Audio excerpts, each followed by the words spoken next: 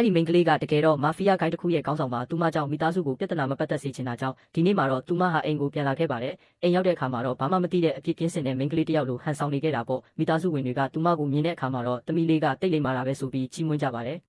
ဖခင်ဖြစ်သူကလည်းသမီးဖြစ်သူကိုသူတို့ရဲ့တကယ်နောက်ကျောင်းတွေကိုမသိစေချင်တာကြောင့်အိမ်ကိုတန်ရှင်းရေးလုပ်ပြီးပြီလားလို့သူ့သားကိုလှမ်းမေးပါတယ်တကယ်တော့သူမရဲ့မိသားစုကလည်းမာဖီးယားလောကတွေကပဲဖြစ်နေလို့ပါ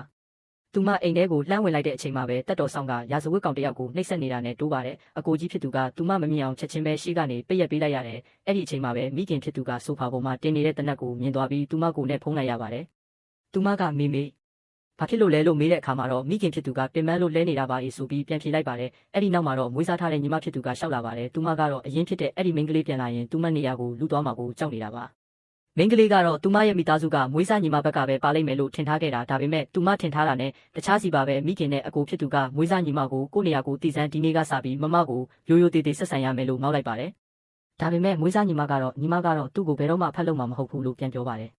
မိသားစုဝင်တွေကသူမဘက်ကနေမမမတ်ရက်တီပေးတာကိုမြင်တော့သူမထင်ထားတာထက်ပိုပြီးနှွေးထွေးမှုကိုခံစားလိုက်ရပါတယ်တကယ်တော့ဒါတွေအားလုံးကမွေးစားညီမရဲ့အကွက်ချစီစဉ်မှုတွေမှန်သူမမသိခဲ့ပါဘူးသူမကအဲ့ဒီမိန်းကလေးကိုပြောညံ့လုံးတယ်လို့ထင်နေတာကြောင့်မိဘတွေကသူမအပေါ်ပိုပြီးကျင်နာပြနိုင်အောင်တမင်တကာပြဿနာရှာပေးနေတာပါဒါမှလည်းအဲ့ဒီမိန်းကလေးကသူမဟာဒီမိသားစုရဲ့အစိပ်ပိုင်းတစ်ခုဖြစ်သွားပြီလို့ခံစားရမှာမို့လို့ပါဒါပေမဲ့သူတို့အားလုံးမသိထားတာတစ်ခုကတော့အဲ့ဒီမိန်းကလေးဟာတကယ်တော့ကဘာပေါ်မှာအန္တရာယ်ရှိဆုံးလူသားဖြစ်နေတာပါပဲ